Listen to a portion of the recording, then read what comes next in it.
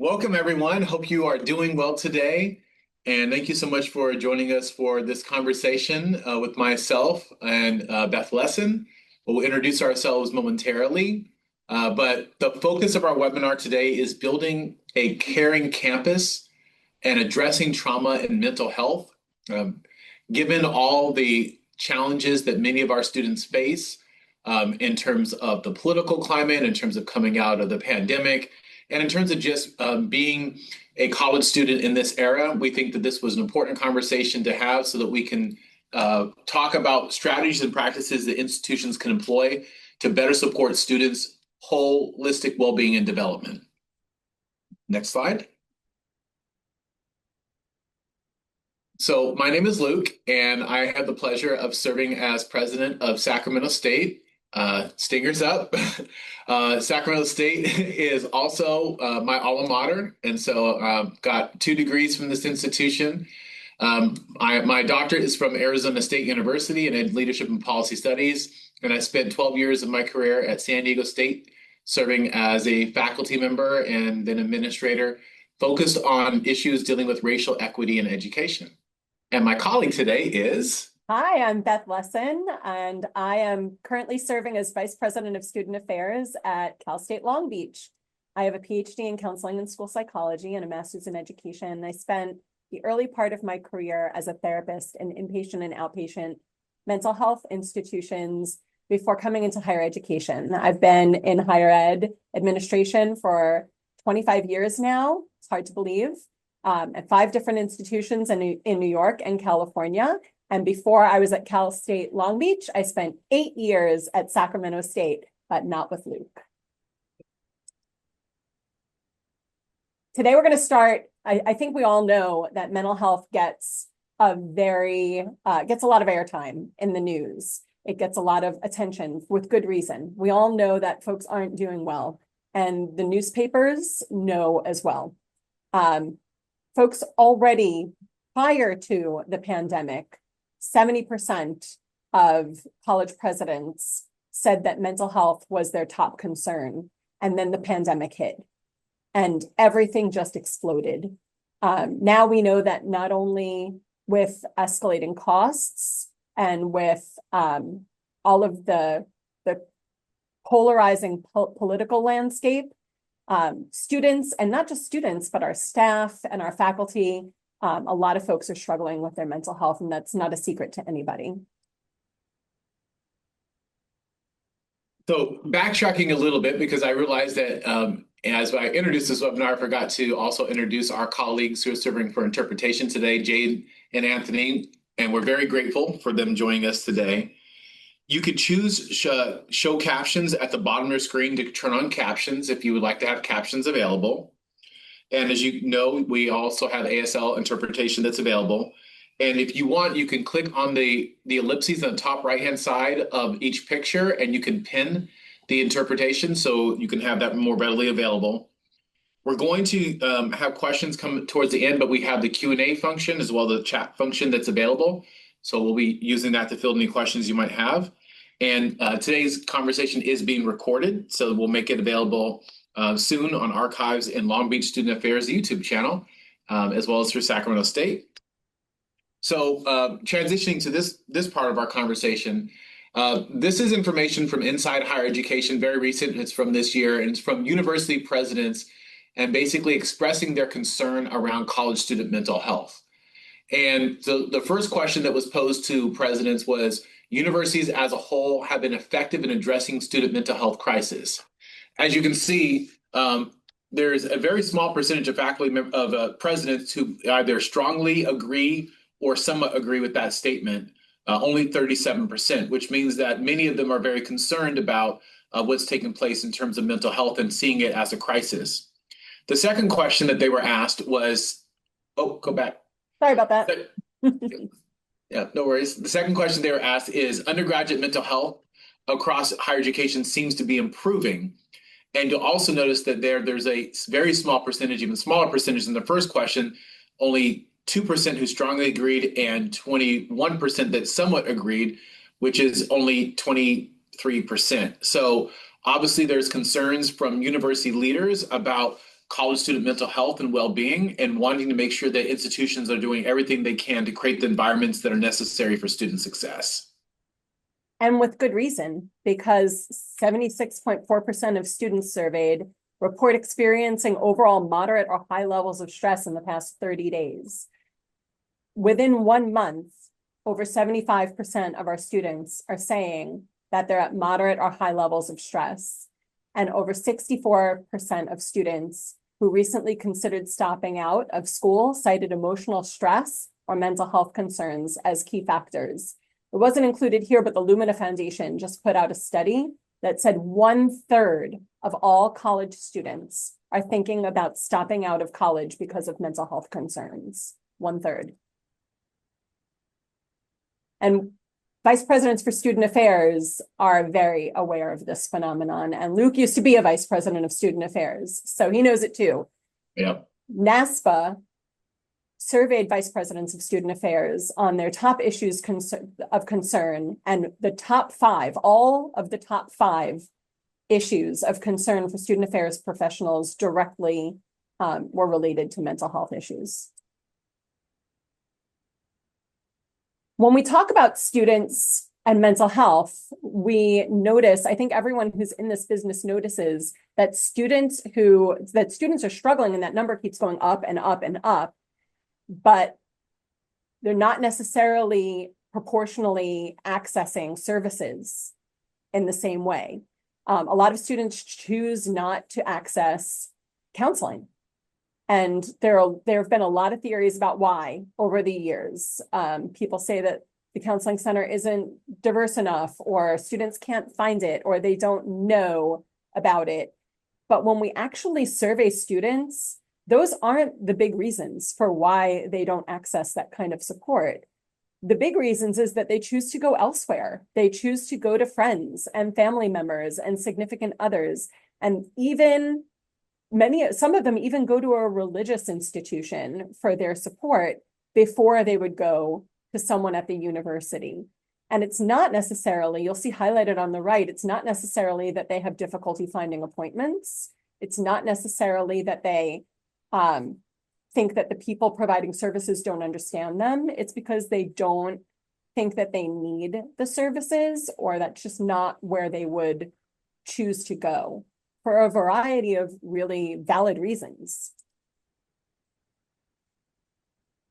So this brings us to a conversation on help seeking, because many of our campuses have resources that have been specifically designed to support students who are experiencing a range of challenges.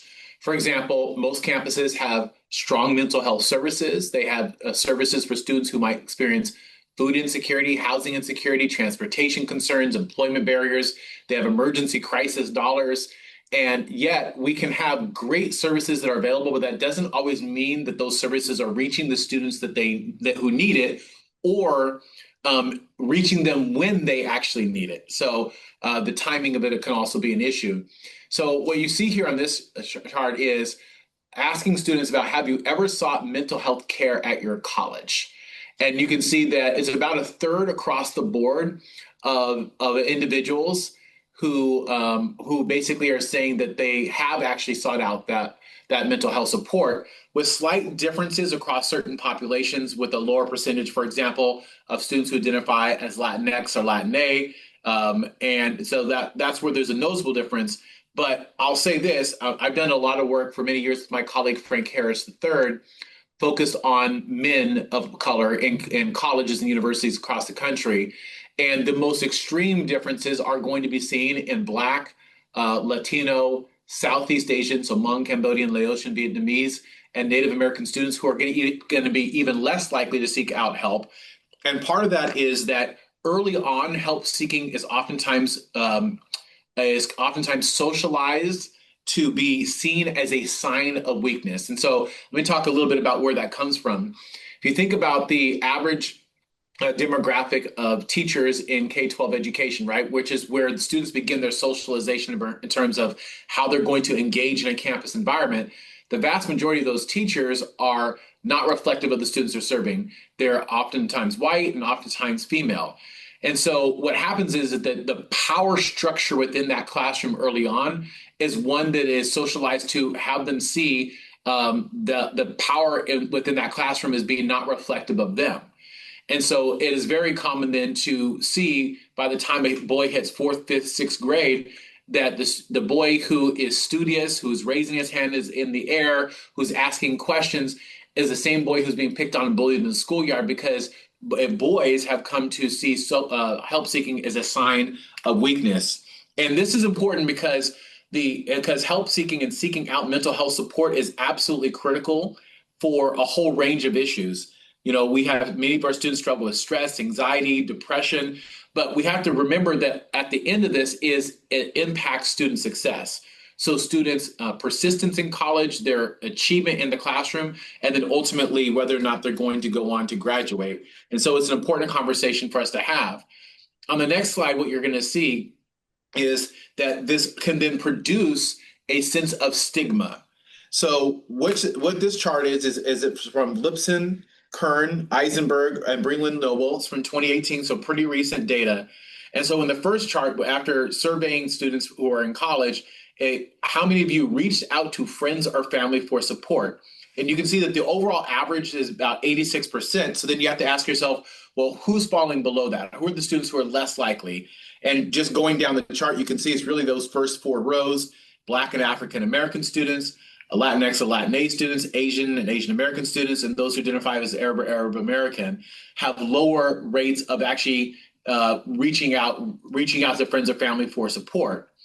But then when you start to ask a question, do they have a perceived that they're in need of support? You'll notice that while there are differences, that there's a lot of students, at least half almost across the board, who recognize that they are in need of support. The challenge is the next chart or the next slide, section, which is around perceived stigma. How many of them perceive that others would stigmatize them for reaching out?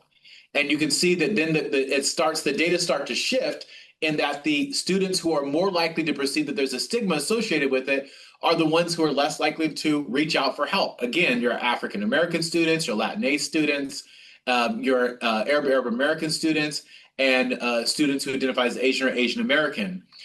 What makes it even more interesting is then when you think about the last section of that, which is personal stigma, the percentage of students who say that they would have a stigma towards someone else for reaching out to family members or friends for support.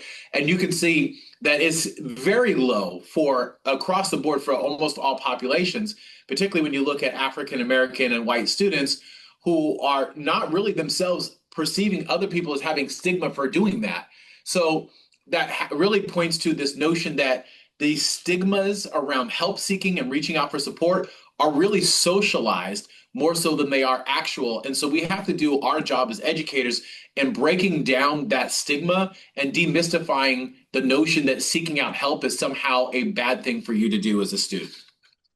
That's right. And, you know, the students, only the most privileged students get to college and avoid all trauma. Most students, especially students from historically minoritized communities, by the time they get to college, have had a lot of bad experiences with all different kinds of institutions, and as Luke mentioned, especially schools.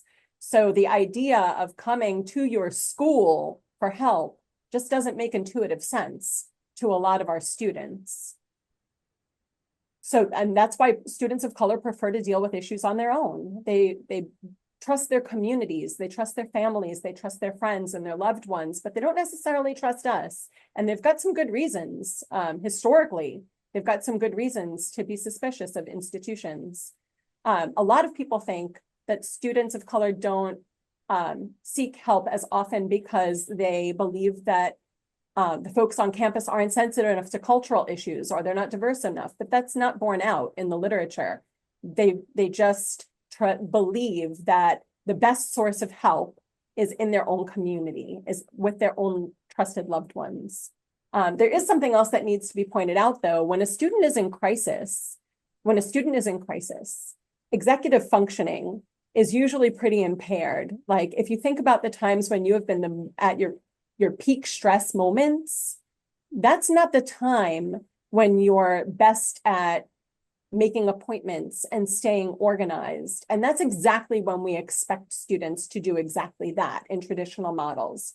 Traditional models of mental health support on college campuses require students to self-identify and put themselves out there and go and make an appointment with someone, record that appointment, find the right resource, make an appointment, record that appointment somewhere, and get to that appointment on time when they already struggle with the idea of trusting someone that they don't know at an institution. This is a big ask, and it's problematic in our model, especially when we already know how many students don't evidence help-seeking behavior. So if we have a model that depends on students seeking help for support, and we know that up to 57% of students of color don't seek help, then we have a model that's not serving our students, and that's broken.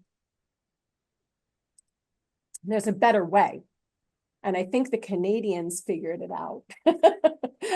There are a lot of different models of mental health on college campuses. This one's by the Canadian Mental Health Association, and the reason that we like it is because other models center the institution. They do what you see on the left-hand side. They talk about the institutional structure and the campus climate and mental health awareness. They talk about helping with coping skills and crisis management, but they don't do the right-hand side.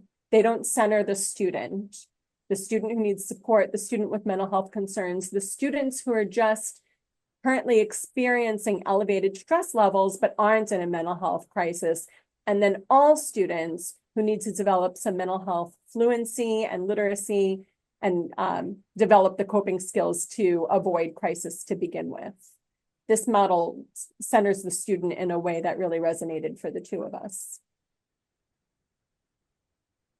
So let's talk a little bit, let's get into it. You'll notice for your ease, I'll go back really quick to show you. You'll notice on this model, there are 3 different colors. There's green, there's lavender, and there's blue. And the subsequent slides are in the colors that correspond to the parts of the model. So it'll help you follow along. So here we're still at the outside layer. We're in the green space of institutional structure, organization, planning, and policy. We're at a point where we're all working to remove administrative barriers and recognize the policy impacts on mental health. For example, I'll give you a great example. How many institutions administratively unenroll students because of non-payment, even if their balance is relatively low. So, removing the kinds of barriers that spike students' stress levels is really mental health friendly. Making appointment scheduling as easy as possible. Make sure they're online appointment making, text appointment making, call appointment making, so that when the students are in crisis or elevated stress levels and their executive functioning is a little bit more impaired, it's not so difficult to go ahead and get what they need. Creating mental health friendly classroom spaces, and making sure that faculty are aware of the different kinds of things that create unnecessary stress. There's a level of necessary stress that will never be removed from the college experience. College is a high stakes environment. So there's always going to be a level of stress, but there are many levels of unnecessary stress that we put in students' way, and removing those should be a priority on our campuses. And then on the right-hand side of the slide, we do want to emphasize that we do need a diverse group of providers working with our students, whether or not it's their biggest concern. It's still important that our counseling centers are reflective of our populations. And that's a difficult thing to do, because when you look at the numbers, the counselors aren't necessarily there in different spaces, especially in the traditional higher education model that usually goes to the doctoral level psychologists. Yeah. Most counseling centers on college campuses, their default mode is looking for doctoral level psychologists to populate their counseling center. And I am a doctoral level psychologist. I am a big fan.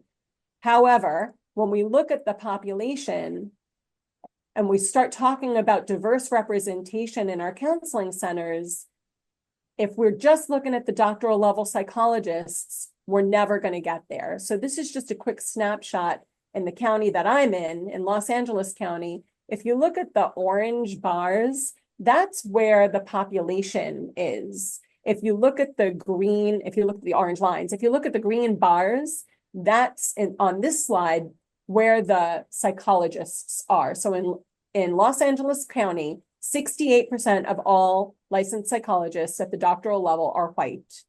We may have just under 50% of the population is Latinx, but only 13.3% of doctoral level psychologists are Latinx. And this is an important slide because everyone wants to hire these folks because we all want super diverse counseling centers, but we're still building those pipelines for folks to get those doctorates. So we need, in order to build those diverse counseling centers, we need to look at other kinds of mental health professionals that are also licensed.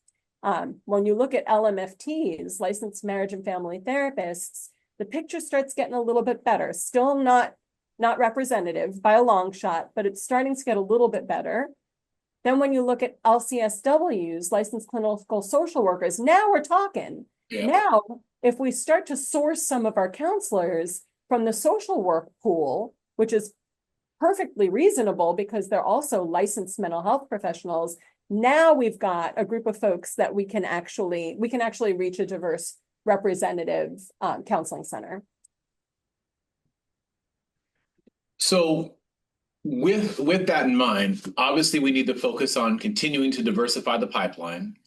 And obviously we need to do the things that are necessary to not just to hire, but to retain high quality talent from diverse communities that is reflective of the students that we serve.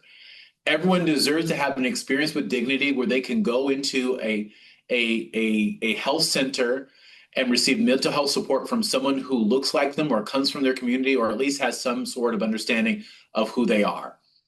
Now, part of how we create a supportive and inclusive campus environment is we have to be more flexible in terms of how we structure our mental health models.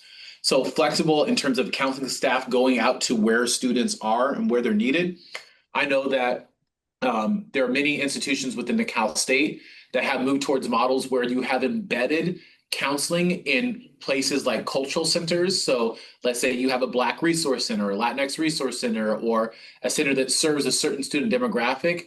And of course, all these centers are open to everyone, but having someone who can go there and be present is helpful. One of the models that I've seen work well with this is when you do group counseling in those areas, that creates an opportunity for people to be kind of in a shared community, to have shared conversations.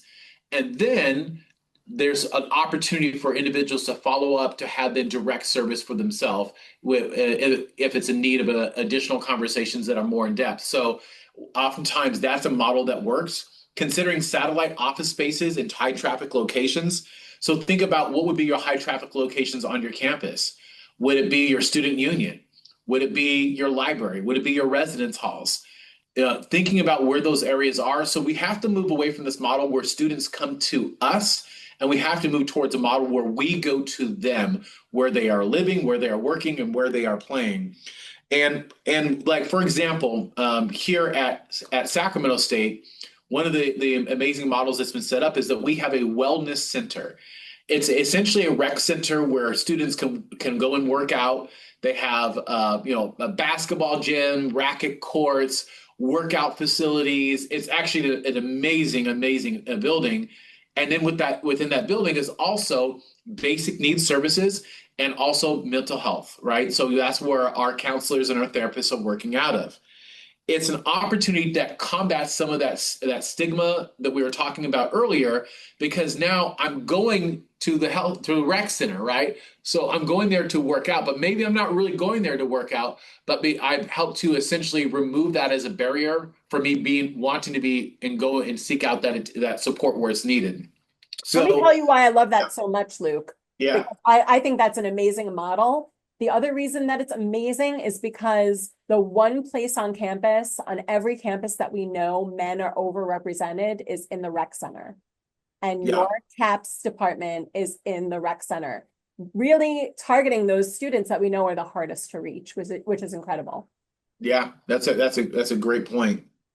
And then also we have to recognize occurrences on campus that are stressful to students and be prepared for them. So Beth already gave some examples of that in terms of like how we think about deadlines and timelines and our flexibility around services for students. But I can say even on a macro level, like international conflicts that you know have a national or international impact, but have a localized impact on certain minoritized communities, you've got to be prepared to address that. Budget woes, right? Whether they're at the federal level or the state level, that creates a sense of unease and anxiety around many of our students and also for the faculty and staff that serve them. Uh, Different policies that might come out of any senior presidential administration at the national level, right? Every presidential administration has a different way in which they want to operate, but that can also then create inconsistencies or mixed messages or concerns that directly impact certain minoritized communities that also we need to be aware of. And then, of course, the kind of normal, unfortunately, I don't mean normal in a good way, but the normal day in and day out of being in student affairs, dealing with student deaths, dealing with students who are in crisis, hazing, sexual assaults, all kinds of different things that occur that essentially have a direct impact on students. And oftentimes with these situations, it may have a direct impact on one student, but it has an impact on the entire ecosystem of that student, the other students who that student engages with, the faculty and staff members who they engage with. And so we have to think about this in a much more broad approach if we're going to really address the needs that our students are having. 100%. And another great example, for example, I'm in Southern California, wildfires. When the Yeah. wildfires hit, that's not going to impact all of our students, but it's going to really impact some of our students and some of our staff. So, for example, last year when the wildfires hit, or 6 months ago when the wildfires hit, we isolated the area and pulled the zip codes that were impacted by the fires and reached out to those students. We didn't wait for them to let us know that they'd lost everything. We reached out to them because that's the idea. We're not trying to wait for students to come to us. We're trying to get to them before they come to us, because we know that by the time they get to us, they're in such crisis, and it's so much easier to get to them. It's so much easier to help support them through their problems if we get to them before they hit that level of crisis.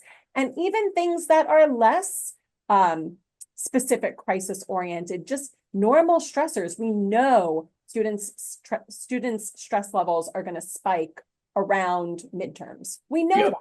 We know that their stress levels are going to spike around finals. So being prepared for the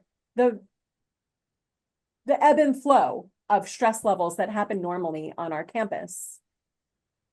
Building a community of care with mental health literacy, providing training for everybody on campus, helping to make sure that folks who don't think about mental health on a regular basis become comfortable enough talking about mental health and develop skill sets that help them to approach students with empathy and a comfort level. So for example, national literature said, and our campus literature backed up, that about 87% of faculty say that they want to help students who are in distress. They're very interested in helping to support those students. But 50% of faculty say that they're not sure they know how, and that they would be afraid of making something worse.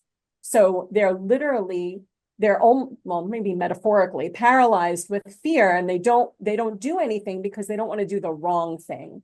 What a waste of a group of people who are really interested in helping.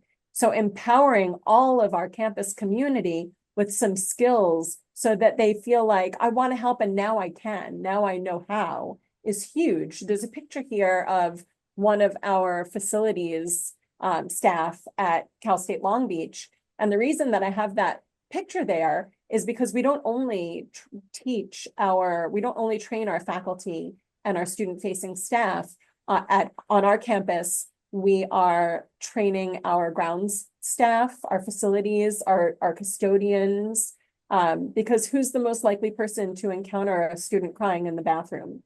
Probably a custodian.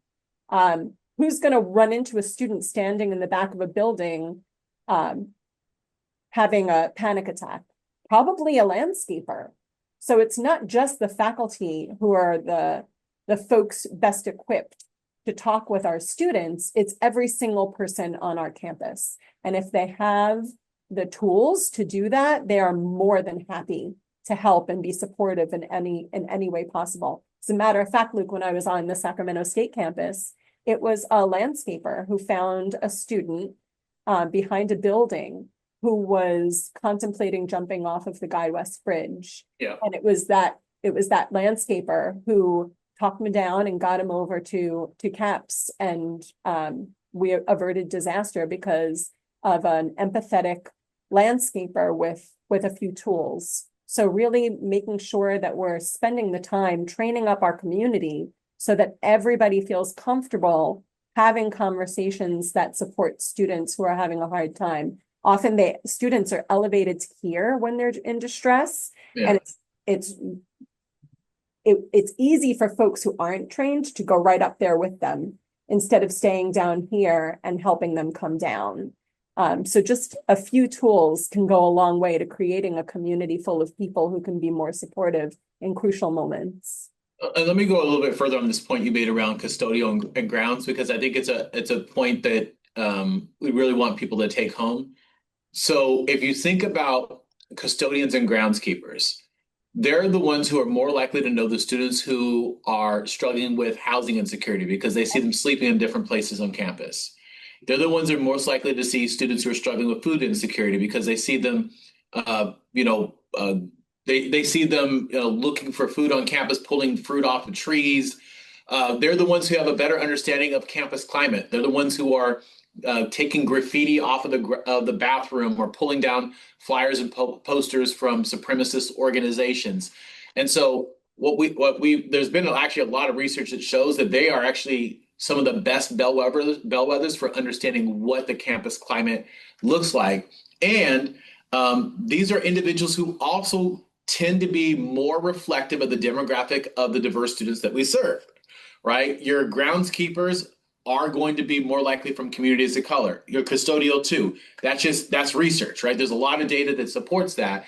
So it's oftentimes there's been one of the very first study that I ever did was interviewing students at a community college, Black students, and asking them what led to their success. And I talked about, inside the classroom, outside the classroom, and I found that inside the classroom, a lot of them didn't have strong relationships with their faculty. But outside the classroom, they would say that when their faculty members would see them, they would put their head down, pretend to get on the phone, walk the other direction to avoid interacting with them. But so I asked them, I was like, but who do you interact with? And they said, it's the food service workers, the custodians, and the groundskeepers. Those are the people who tell you, I'm proud of you, young man. Keep going. Keep your head in the books. We're rooting for you. If you need anything, come to me. And it's because they saw what the students were going through, and they're oftentimes from those same communities, and they wanted to intercede to better help them navigate that. And that's actually why this fall, for our fall convocation, when we welcome back our faculty and staff, we do a panel each fall with a different theme. Last one was focused on different students who are a different part of our different programs.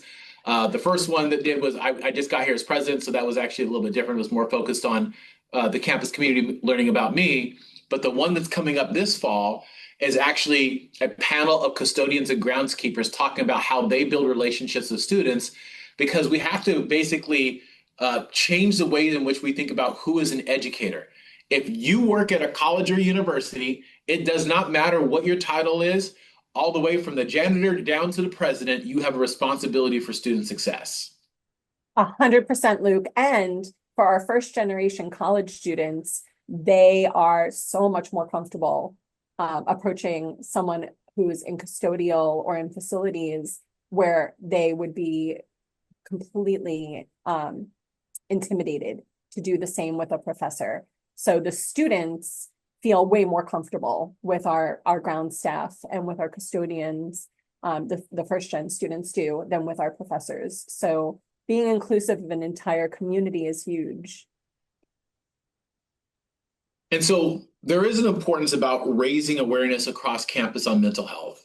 So one of the things we have to do is make sure that we're equipping people who are within our community with foundational mental health literacy and support skills. And as you just heard about, as part of that prior conversation, we believe that means everybody, right? Everyone needs to have a basic understanding of stress, anxiety, depression, trauma, racial battle fatigue, microaggressions, things that have an impact on students. And we have to get this data out there to our students and to our community members. We have to do more in terms of marketing, emails, events that are driven to create awareness. Like, for example, at Sacramento State, we have Out of the Darkness, right? We have many actually events on campus where there are either marches or bringing people together to have conversations around very important topics. And every single one of those times you bring people together, that's an opportunity. Because you'll oftentimes find that if someone was drawn to want to be at that event, there's a reason. And that's an opportunity for us to use that as a way to basically better connect students who are there to resources, but also faculty and staff and administrators to the training that's necessary to support them. Obviously, we're in the era of social media, so it involves us putting messages out there, using every platform that we can be on, maybe minus Reddit. That's a joke, I'm not sure. But every social media platform, we should use that as an opportunity to reach out to students. And we should also have passive programming. If you think about signs and digital billboards you have on campus, you think about, I have a cup of tea here, right? You can't see on it, but it's advertising something that deals with this campus. Like, think about all the collateral that we have that we put out there and making sure that some of those key messages are out there. Now, there's a bullet here that I want to add, and that's around some of the innovative stuff that I think that we're doing here at Sacramento State on mental health awareness. So one of the things that we do is we have 3 quads on campus. So one is the housing quad, one is the main quad that's right outside my window, and then one is the library quad. So in the main quad, we now have regular programming for Tai Chi, yoga, Chinese martial arts, Kung Fu. Students can come, faculty, staff, it's open to everyone, it's free, and we have people who are coming and essentially using it as an opportunity to help address the stress that is involved in being on a college campus. It does not cost the university very much to do, but it has a significant impact on the people who participate. And so that's something that I think that everyone should be looking at, is how can you create more opportunities where they don't have to go to a class to get that, but it's out in the middle of the quad and it's available for them if they want to participate. The other thing that I wanted to point out, and is something going along the lines of what Beth mentioned earlier, which is around men and why it was beneficial to have a health and mental health services in a rec center, because men are very likely to use that. And so we're addressing some of the stigma and signs of help seeking that we know that there can be challenges around. Well, one of the programs that we created at Sacramento State is called Combat U. So we have programs in boxing, wrestling, Muay Thai, Jiu-Jitsu, and mixed martial arts. And some students, of course, are competing in those as competition. But a lot of the students who participate in those programs, they just want to go and learn how to box, learn how to wrestle, learn how to do jiu-jitsu and roll, right? They want to learn all of those things. It helps with confidence. It helps with stress and anxiety. But one of the reasons that we started it is because of a concept called racial battle fatigue. So racial battle fatigue is a concept that comes from a scholar named William Smith, who's out of the University of Utah. And basically what he says is that when minoritized students are in environments where there is a persistent racial strain and stress, whether it's overt or it's beneath the surface, what he says is that that has an impact on students in 3 different ways.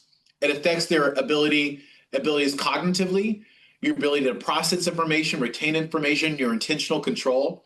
It affects you psychologically, constant anxiety, worrying, anger suppression, resentment, emotional and social withdrawal. But it also impacts you physiologically, physically, tension headaches, backaches, an elevated heartbeat, upset stomachs, inability to be able to sleep. So there's lots of different impacts of racialized strain and stress. And so while we're focused broadly here on mental health, we also recognize that there's unique experiences that many of our minoritized students are having. And so innovative programs that help build out those opportunities for students to expel that stress can be very healthy. We've found, for example, we started Combat U in the fall of this last year. We have more students now in Combat U in less than 1 year than all 21 of our intercollegiate athletic programs. And a lot of it is when I talk to the students, it motivated them to want to come back to college, but it was a way for them to manage stress that they were dealing with, working, being a student, raising a family, and it gave them a needed outlet that helped them to better have balance in their lives. This is a great way, again, to reach young men who otherwise can be unreachable. Another way, I want to talk briefly about social media campaigns. We all know that our students are constantly on their phones. They are constantly on social media. And most campuses do a great job. Lots and lots of people, lots and lots of departments create social media pages. And they get a minimal audience. Lots of pages, minimal views, not very strategic, not a great impact, and no call to action. What we've been doing at Cal State Long Beach is consolidating our social media into one page or 2 pages, and almost all of the posts have a call to action or a QR code or a resource for students to follow up with. The click-through rate has gone up. So having social media in and of itself isn't powerful, but having a strategic and targeted social media campaign and approach will reach millions of people, way beyond our own campus. Passive programming include QR codes. So we've even done coffee sleeves because every single person on our campus buys coffee on our campus. And I think that's probably true of every single campus. So making sure that we are sticking things where students already go. Instead of asking them, hey, we know that this isn't, that you aren't asking for help, but could you stop doing that? Ask for help. That doesn't work. Just telling students to behave differently is never going to be a winning strategy. Instead, we're insinuating ourselves into spaces where we know students are already going to frequent, like coffee lines, like social media, like the quad, for example. Some other stuff that we're doing, our motto here at Cal State Long Beach is we have to be proactive. We need to find the students instead of waiting for them to come to us. We employ a metric ton of peer mentors because there are eyes and ears, and because we know that students will listen to other students way more and way faster than they'll listen to staff or faculty. So we have texting campaigns on our campus. We use a 2-way text program through a vendor, and we have real live trained peer mentors reaching out to students by text during high stress periods during the semester and letting them know, this is not a bot, this is not a scam, I am a real person, this is my name, I'm reaching out to see how you're doing. Is there anything that I can help you with?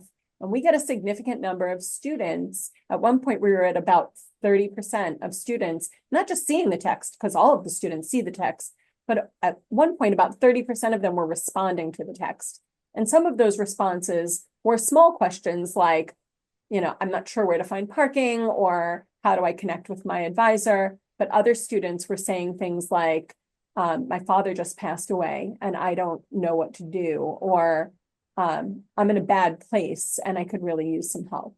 So going to the students and asking them how they're doing and what they need is way more powerful than waiting for them to come to us. We've also been working on, like I said earlier, equipping all sorts of people in our community with different ways of connecting with students who are struggling. And it's important to know what the format is for that training, because all colleges have workshops. All colleges have people doing workshops on mental health.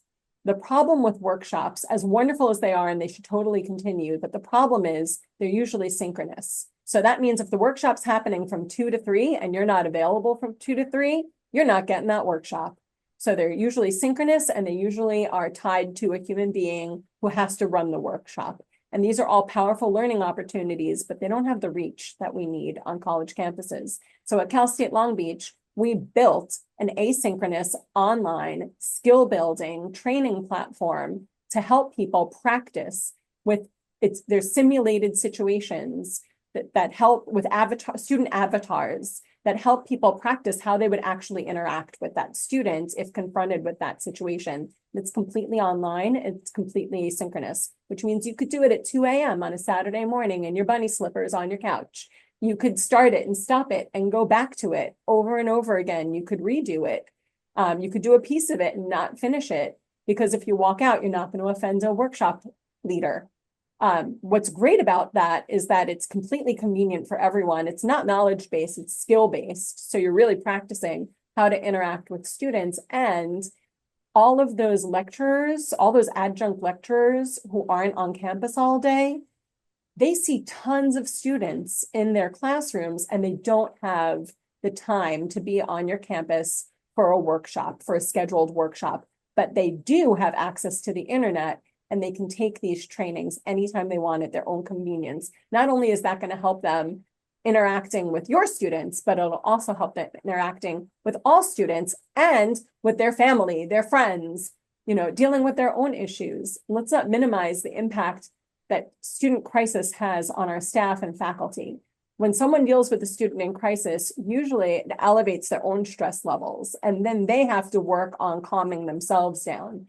So with this training, not only are we teaching people how to help students who are in distress, but there's also a component on how to bring their own stress level down when they're finished working with the student, which is huge because after you've worked with a student in crisis, if you're not used to it, you need to process, you need to calm down. That adrenaline spike, bottoms out and it's exhausting and you're worried, did I do the right thing? So being able to process, know how to manage your own stress after dealing with one of these situations is huge. We have, this slide shows a picture of a dog, and that's because one of the best ways of connecting students with anyone on campus are therapy dogs. And if you haven't, we bring, I know that almost all campuses bring therapy dogs on campus sometimes. We bring therapy dogs on campus all the time because everyone wants to hang out with the therapy dogs, and the person sitting next to the therapy dog is someone who can actually help them with their problem. Where students might not want to walk into a counselor's office, they're perfectly happy to stop and pet a puppy. I have to say, earlier today, Beth, I had a dentist appointment, which I hate going to the dentist, right? Did you pet a puppy? Did you pet a puppy, Luke? I walked in, I was like this, and then I saw, and I was like, oh, puppy. And they had a therapy dog there. And I was like, gosh, that was perfectly timed. And you can even physically feel the change in your body when it happens. 100%. So it's a nice, easy intro to the folks who are doing the mental health work. It gives our staff an opportunity to lay eyes on you and get a quick nonverbal assessment of where you're at. And students will stop. They'll stop and pet the dog and connect with whoever is with the dog. And that's an in. And it's an in, again, going to where they're at, meeting them where they are, joining with them so that they feel a little bit more open to have that conversation. Now, I know we're getting short on time, so I'm going to go through this part a little bit quicker. In terms of thinking about accessibility when it comes to mental health services, making sure that they're accessible for everyone. We want to make sure that we have environments that are just accessible but welcoming, and that the services are flexible. The welcoming part matters. When you walk in, how are you approached? How are you treated? How do you feel? What's the initial interaction that you have? That has a lot to do with whether or not students will come back and engage further in those services. Thinking about the services that are delivered in different modalities, making sure, as you heard Beth talk about, how are we packaging this in a way that's going to reach people when they need it and have flexibility. We've already talked about the need to diversify the staff, incorporating warm handoffs to counselors. So a warm handoff is when you have one educator, let's say that you're got a faculty member and you're talking with the student, and it's really clear. they need to connect with a counselor. Sometimes people will be in the office with the student, they'll pick up the phone and they'll call and say, hey, I'm sending this student over. Or sometimes they'll actually physically walk them there. Whatever it looks like, it's just remembering that it has to be a warm handoff to counseling services, and in particular to a person, if you know a person in counseling services, because you cannot do a warm handoff to a cold person. It has to be to somebody who you know, whoever that educator is who's working with the student, is going to care about them and care about their success in the same ways that you do. And then, of course, exploring opportunities for what happens on the evenings and the weekends. You know, if I think about the demographic that we serve here, we have a high number of students who are here, particularly in the evenings, who are a totally different demographic than we have during the day. They're more likely to be married, they're more likely to have dependents, they're more likely to be working, they're more likely to struggle with a whole host of life issues that go far and beyond what their experience here on campus.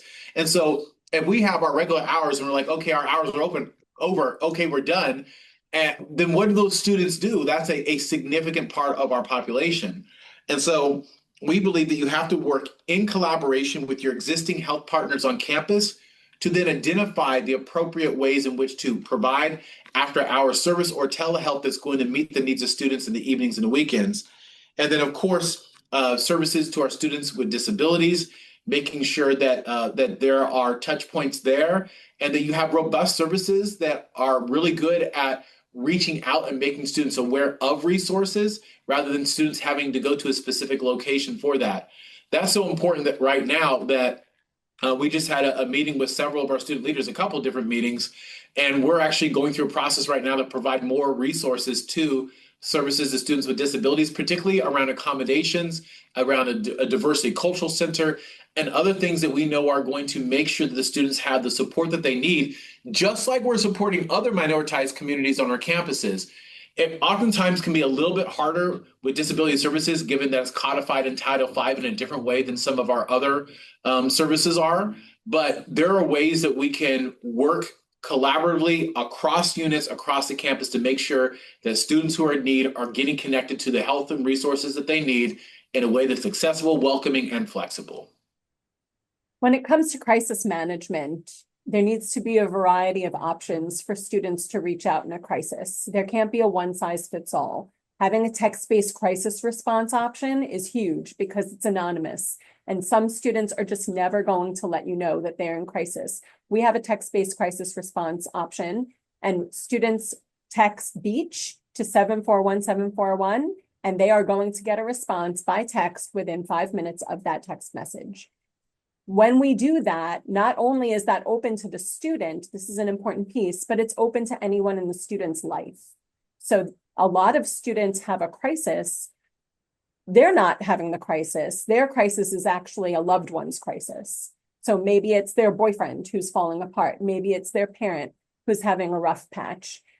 Having a service, some service that's open and available to the loved ones of students actually empowers the student to get them the help they need so they can go to class. There are many students that will skip class every day of the week and twice on Sunday if someone they love is in crisis. They will opt to be by that person's side, as they should. Providing services like the text-based crisis response that's open to loved ones and family members empowers students to go to class knowing that their loved ones are being helped by qualified professionals. Case management, not everyone has to be a therapist. Yeah. The world is hard to navigate, and a significant proportion of our students' mental health issues are born out of the challenges that they experience interacting with our world. A good case manager getting some of those things out of the way for our students makes all the difference in the world, changes their lives, really. Getting them access to food benefits or housing benefits, getting them there, straightening out their health care. Those are the kinds of things that can completely take a student from a crisis point to regulation. And finally, I like to highlight something that we've done on our campus. We have a mobile crisis support team. We were the first campus in the state of California to embed mental health professionals, licensed mental health professionals, into our university police department. Because when students were experiencing crisis, not all students are comfortable calling the police. We know that. Different communities have different kinds of relationships with police, and many students were reluctant to contact the police department when one of their friends or loved ones was having a crisis. By embedding qualified mental health practitioners in our university police department, that gave students the confidence to know that if the issue that they're calling about is a mental health crisis, they're not necessarily going to get a uniformed police officer showing up. They can get a qualified mental health practitioner showing up to deal with a mental health crisis, sometimes together with an officer, depending on the issue, and sometimes in lieu of an officer. So that goes a long way to meeting our communities of color where they're at, not requiring them to deal with uniformed police over mental health issues. So the model that we shared with you, that our good friends up north shared with us, I want to point something out. When we look at the green and the lavender and the blue, many colleges are putting a lot of resources at the blue, at the crisis management, at making sure that when people are at that final point, we have everything that we need to help them manage, to help them self-regulate and get back to a stable place. And we should have a lot of resources dedicated to that work. It's important. Sometimes it's life or death. What we don't do as much of historically is the green and the lavender. And by putting more resources to shaping our institutional structure, to creating supportive, inclusive campus climate, to raising mental health awareness, the more we'll identify those students who are in that lavender zone, not quite in crisis, early in their stress elevation.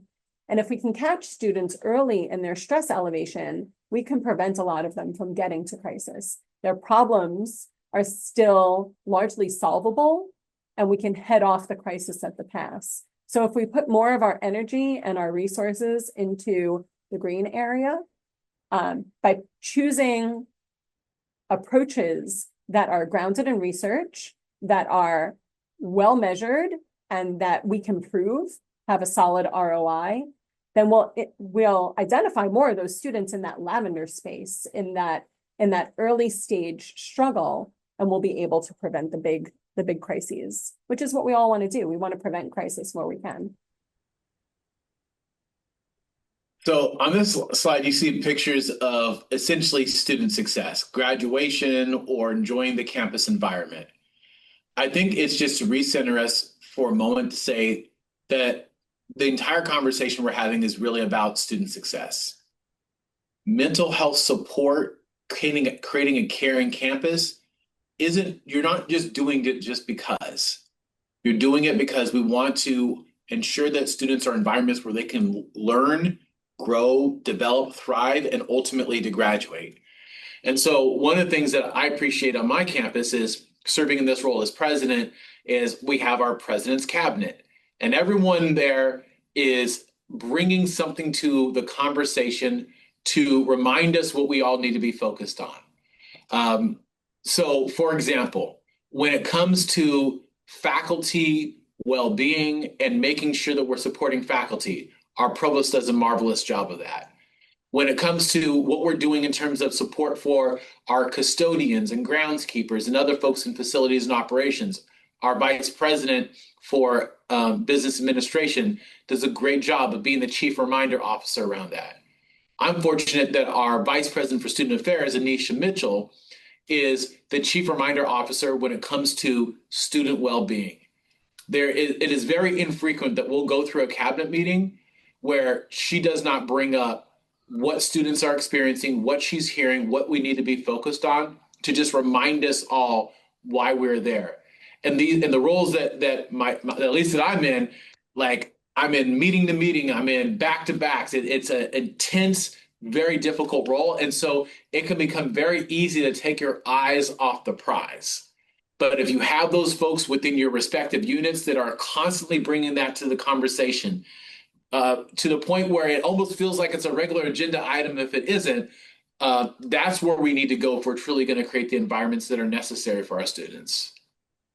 I love this slide because these are our campuses. We've got Herky on the right, we've got LB on the left. This is Sac State, this is Long Beach. These are our students. At Sac State, I think your head count is at what right now, Luke? 35,000, 34,000? It's a little shy of that right now, around 31,000. 31,000. At Long Beach, we've got 41,000 students. We are the size of a town. We are running a town here, and these are the people. So when you're running a campus the size of a town, it's really complicated, and it would be all too easy to forget that every single person who walks the streets of your campus is a human being with families and dreams and problems and challenges and talents and brilliance. These are our students. This is who we're serving. And we can't just, for too long, we have expected our CAPS counselors to carry the entire mental health burden on their backs.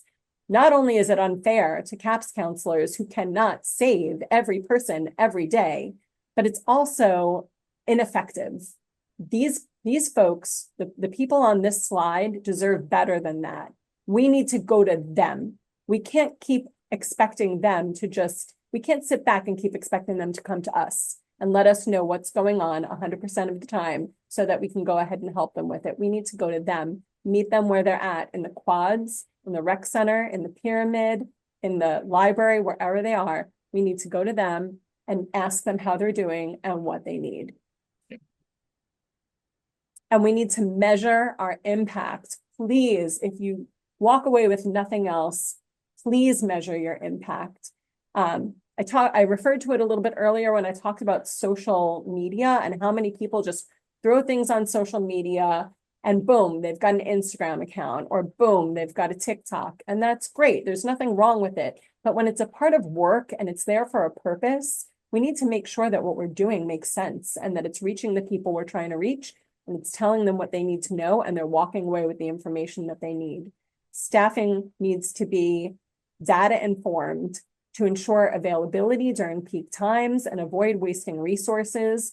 We're state institutions. We do not have the resources to waste. Every single dollar we spend needs to come with an outsized bang for the buck. So we need to look at our call records and make sure. There was one year when I first got here, students were saying that they weren't getting appointments in CAPS, and I couldn't understand it because our CAPS counselors were not overburdened. They had plenty of time available in their schedules. So what was going on? We finally figured it out when we analyzed the call records and realized that a lot of the calls weren't getting through. That's ridiculous. So sometimes the problem isn't where you think it is.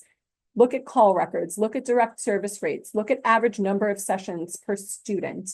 Are they coming for one session and not coming back? Are they coming for 25 sessions? Why? Is that a problem? Is it a good thing?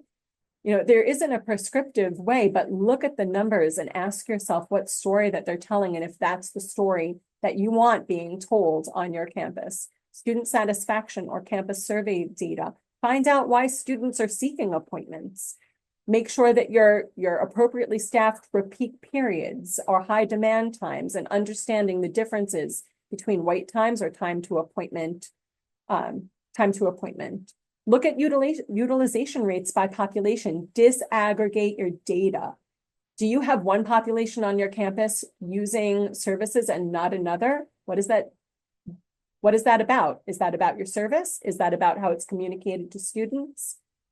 Please pull the numbers, look at them regularly, disaggregate them, and make sure that we don't waste one single dollar, because funding is scarce and we can't afford it. So for example, on our campus, I'm going to make this personal. On our campus, in 2024, we did a survey of students, and only 11% used CAPS. That's not unusual. The national data say that between 10 and 15% of a population is going to wind up in your counseling center. That's only 10 to 15% nationally of students on college campuses ever wind up going to your counseling center. That's 85% of people who are not going to go to your counseling center. So there better be other ways of helping them. When we asked them, 38% didn't know about CAPS, even though they all went through orientation and psychological services was introduced to all of them in orientation. We all know that orientation, you get inundated with all sorts of information that's not salient yet, and they promptly forget 90% of it. So even though every student was exposed to CAPS through orientation, 38% still said they didn't know about it. 28% said they knew about it, but they had no reason to use it. And 23% said they knew about CAPS, but they didn't use it. And I would say that most of those students chose not to use CAPS because they don't believe in asking strangers for help. They're going to their family, they're going to their friends. There's a lot of capacity on our campus to help students who aren't currently connected with services. We just need to provide the kinds of services that resonate for them and that they're actually willing to use. All right, so that is the conclusion of our content, and now we're going to transition to a time of questions and answers. So I'm going to go ahead and pull open the Q&A function, and I see that the first question is, how do you define success in your mental health strategies, and how do you measure success? And so, Beth, you just spoke to that. Is there anything that you would want to add? Yeah, I think there's a lot of different ways to define success. And that's a question that I really recommend that colleges reckon with, because there's no wrong answer to that. Maybe success in mental health strategies means that you reach more people. Maybe it's that your students are saying that they're satisfied. Maybe it's more academic metric, an outcomes measure, like your persistence rates go up, or your stop out rates go down, which is basically the same thing. So, you get to define what success looks like. How we define it in a lot of different ways. Are students utilizing services? How many students are utilizing services? Are the number of students utilizing services representative of our campus population? Have we left a community behind? Which services are different communities on campus most comfortable with? Are they telling us that they're satisfied with those services? And as a result of those services, are they staying in school and are they more successful? So for example, basic needs, are students who use that program stay in school and they get better GPAs the following semester. That's a no-brainer. That is success right there. So there are a lot of different ways to define success, and I highly encourage campuses to reckon with that question a little bit and debate it a little bit, because the more different perspectives you bring to that table, the better we're going to serve our students. And I would just say that as you look at your data and you look at, for example, use data, are they using different services you might have on campus? Also, how we rationalize it is important. Do we rationalize it as they're not using the services, or do we rationalize it as our services are not reaching our population? And so hopefully what you can see, because this is a conversation on building a caring campus is an equity-centered campus where we don't say, what are they doing or not doing that's resulting in the outcome that we see, but what are we doing or not doing that's creating the conditions that lead to it? And so that's, I think, an important part for us to understand. I would also argue that we're here to teach. We're an educational institution. We're here to teach.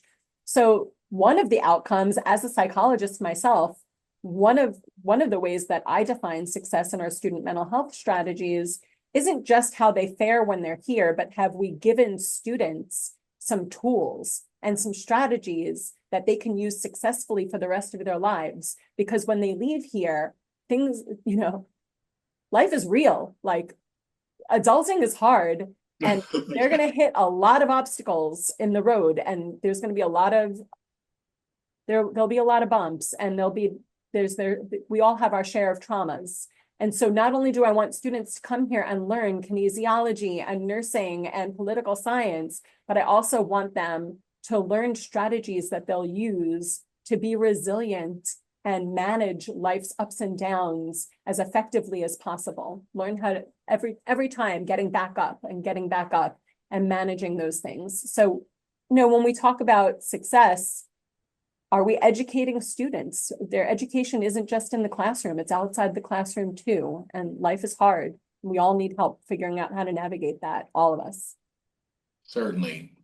The next question, Beth, I'm actually going to turn to you. It says, can you please share what free or low-cost counseling or mental health services are currently available to faculty? Yeah, I'm kind of interested. I wonder if this is someone on my campus or on your campus. So I don't know. That'll change campus to campus. Yeah, that's why I didn't know how to respond to that one. I don't know. So on both of our campuses, Luke and I both have Empathia. We both have an employee assistance program that helps faculty, and that goes through human resources. So most campuses have an employee assistance program that you can access through human resources, and they will help you not only they'll help you identify resources that are covered by your health insurance. If you're working on campus, if you're working full-time on our campus, you have health insurance, and Empathia can help connect you to a counselor who accepts your health insurance. But also on our campus, we do have a faculty assistance program. We have a counselor who is on campus who sees faculty and who is available to see faculty. Her name is Corey O'Toole on my campus, but that will change depending on what campus you're on and whether or not that's offered. Again, on my campus, we also have the crisis text line, and that's open to anybody, faculty, staff, students. On my campus, you would text speech to 741-741. But again, that's going to vary campus to campus. So I would recommend, if you're faculty and you're not sure, reach out to Human Resources or Faculty Affairs, or you can even contact your Vice President of Student Affairs, because they'll probably know the answer for you, like I know the answer for my campus.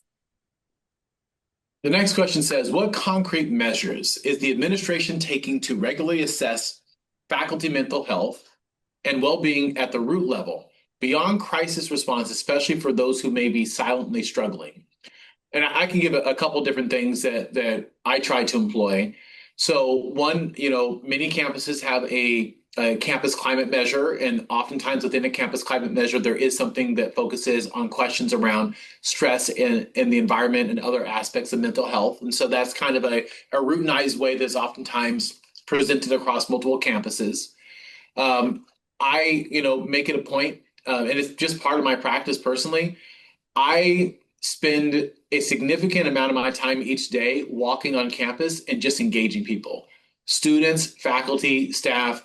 And I usually have a set of questions I either ask them, unless it's just kind of a general conversation where it emerges. And I find that a lot of faculty are actually very forthright in talking to me about how they're feeling, what they're struggling with, as it relates directly with mental health. And we do have those conversations. We talk about resources that are available to them. That's another way that I really feel is very important. It's actually something that I learned when I was first a student here at Sacramento State from Francisco Rodriguez, who's retiring as chancellor from the LA Community College District, but talked about the importance of being present and being out there and using it as an opportunity to engage people. People will tell you what's going on if they trust you. They won't tell you what's going on if they don't trust you. So you have to basically create those environments where they feel that there's a personal relationship. And if there's not, that you're the kind of person who can be safe for them. I would also say that you have to be having, regular conversations with your leaders across multiple areas. So, for me, that's having conversations with my cabinet. For my cabinet, my vice presidents, my provost, it's for them having conversations with the folks that they're working with, right? So recognizing that we have to then take that information and feed it upwards. And I think that that's happening for us because, again, these are regular conversations that are happening at the cabinet level, which means that people are doing their work and making sure that it's reaching us. Yeah, and I would even say there are all sorts of different things that may be presented as being for students, but they're really they're for anyone.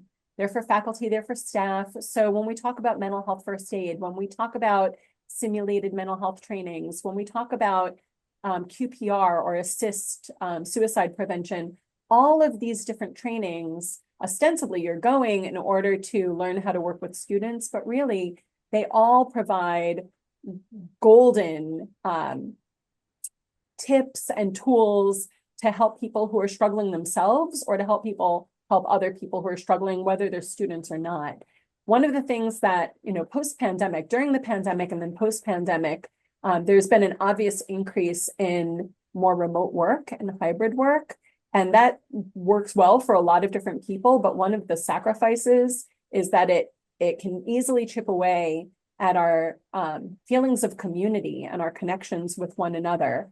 And prior to the pandemic, coming to campus every day poses its own set of challenges, but it also connects us to one another and gives us an opportunity to see if someone's not doing well, there's a better chance that someone else is going to recognize that. So if you're struggling, I saw the term struggling in silence, and the silence piece is the ringer right there.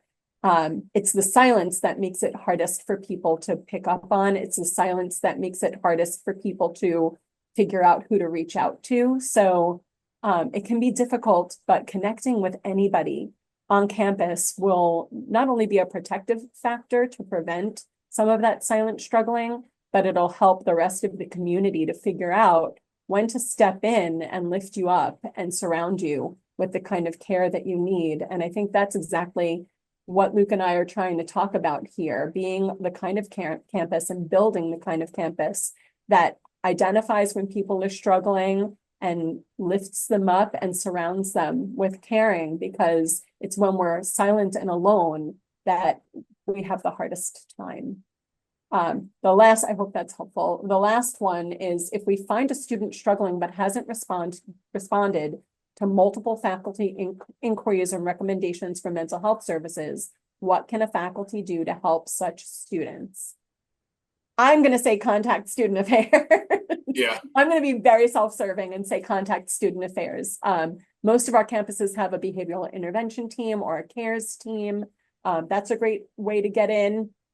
If you're not sure where yours is or who the right person is to contact, the Vice President of Student Affairs office will always help you figure it out. We have a lot of services in place to deal with these kinds of situations. And when a student is really in crisis, they do tend to be non-responsive to faculty and to other outreach because, like I said earlier, their executive functioning isn't on point. They're having a hard time even organizing their lives. So responding to an email just doesn't become a very high priority, or it just falls off the radar very easily. So a lot of students who are really in crisis will be non-responsive, which is why a really great division of student affairs won't let that be the final answer. We'll pull out all the stops. We'll go to them, we'll figure it out. And if we're really worried, then we will, as a last resort, work with our partners at UPD. I have had to go to our police department to find students who have fallen off the radar. And sometimes when we've done that, we've saved lives. So the most important thing that you can do if you're having difficulty hearing back from a student who you're worried about, share the risk. Loop other people in, especially in student affairs. You don't want to be the only person holding that information.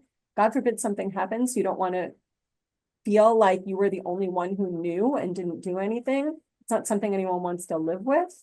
But also, if you bring more people in, you bring all of our expertise to the table, and you bring all of our resources to the table. And together we'll find that student and we'll get them the help they need, and they'll get to a better place. So I think that we're to the end of our questions. Have a great rest of your day, everyone.